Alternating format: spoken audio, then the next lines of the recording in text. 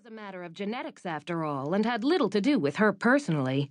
She'd listened to accolades on her eyes for 26 years with a kind of detached wonder. There was a miniature in her father's library of his great-grandmother, another Serena.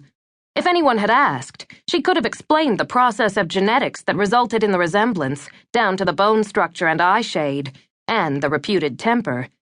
But the men she met were generally not interested in scientific explanation, and Serena was generally not interested in them. Below her, the crowd flowing up the gangway was thinning. Shortly, the Calypso band would be playing on the Lido deck to entertain the passengers while the ship prepared to sail. Serena would enjoy staying outside, listening to the tinny rhythmic music and laughter.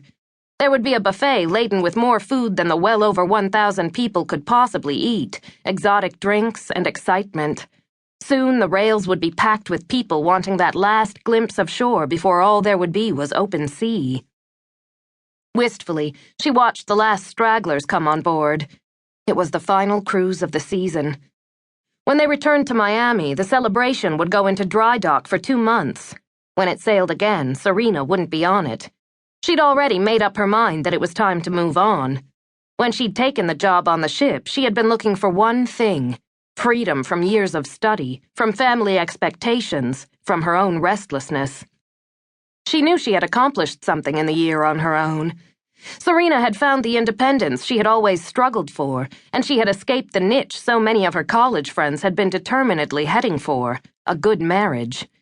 And yet, though she'd found the freedom and independence, she hadn't found the most important ingredient: the goal. What did Serena MacGregor want to do with the rest of her life? She didn't want the political career both her brothers had chosen. She didn't want to teach or lecture. She wanted excitement and challenges, and no longer wanted to look for them in a classroom. They were all negative answers, but she knew whatever it was that would fill the rest of her life wouldn't be found by floating endlessly in the Bahamas. "Time to get off the boat, Rena," she told herself with a sudden smile. "The next adventure's always just around the corner." Not knowing what it would be only made the search more intriguing. The first long, loud blast of the horn was her signal.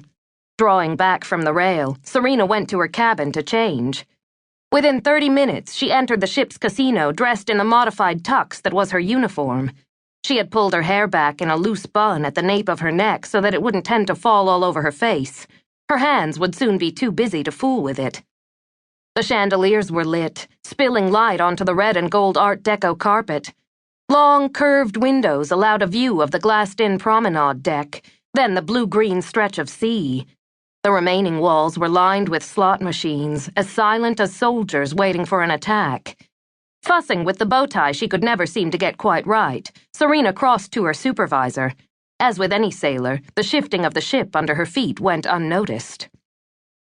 "Serena MacGregor reporting for duty, sir," she said crisply. Turning, a clipboard in one hand, he looked her up and down. Dale Zimmerman's lightweight boxer's build skimmed just under 6 feet.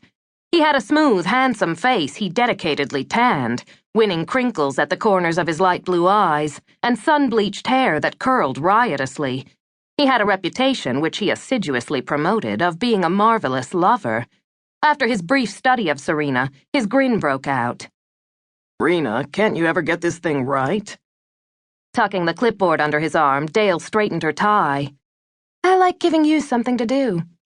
"You know, lover, if you're serious about quitting after this run, this is going to be your last chance for paradise." Tugging on her tie, he lifted his eyes to grin into hers. Serena cocked a brow. What had begun a year ago as an ardent pursuit on Dale's part had been tempered into a good-humored joke about Serena's refusal to go to bed with him. They had become, more to his surprise than hers, friends. "I'm gonna hate to miss it," Serena told him with a sigh. "Did the little redhead from South Dakota go home happy?" she asked with a guileless smile. Dale's eyes narrowed. "Anybody ever tell you that you see too much?" "All the time. What's my table?"